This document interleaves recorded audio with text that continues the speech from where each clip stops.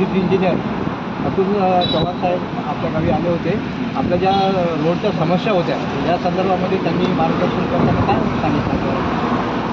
साहेब, चव्हाण साहेबांना आम्ही विनंती केली होती. मागच्या रविवारीच आम्ही व्यापाऱ्यांची बैठक लावली. सामान्य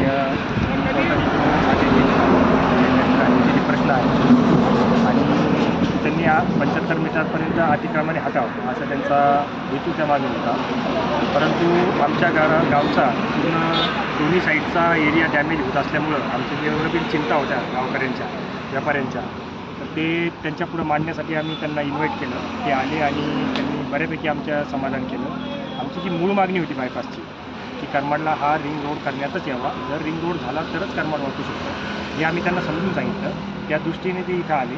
त्यांनी आम्हाला सॅटिस्फॅक्शन केलं आणि त्यांचे मी आभार मानतो. त्यांनी आज निश्चित केले आमच्या बैठकीमध्ये की तुम्हाला रिंग रोड हा मंजूर करण्यात आला.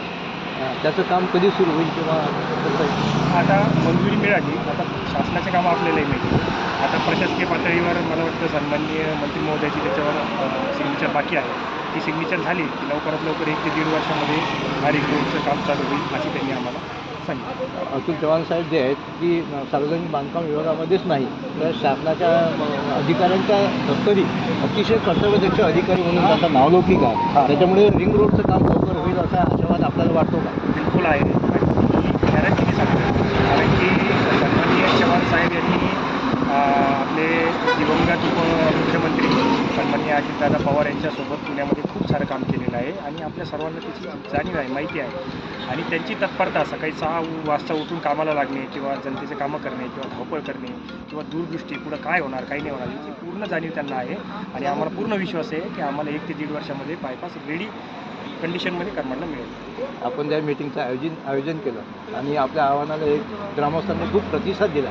त्याबद्दल ग्रामस्थांचे आभार मानणार. बिलकुल. मी आमचे माजी सरपंच असतील, सोसायटी सदस्य असतील, जिल्हा परिषदेचे असतील, वरिष्ठ नेते असतील, मी सर्व करमाडवासियांचे मनपूर्वक आभार व्यक्त करतो की त्यांनी आमच्या एक छोट्याशा आव्हानाला किंमत देऊन आज सर्व व्यापारी शेतकरी इथं जमले आणि मोठ्या प्रमाणात आले. त्यांची एकी दिसली आणि या एकीमुळं आमचा आता वेगळं सांगायची गरज नाही, आमचा विजय निश्चित आहे. आपलं पूर्ण नाव सांगतो. रवी दामोदर करमाड. आणि मी तुमचेही आभार मानतो की तुम्ही आमचा आवाज शासन दरबारी उठवा अशी आपल्याला विनंती करतो. धन्यवाद.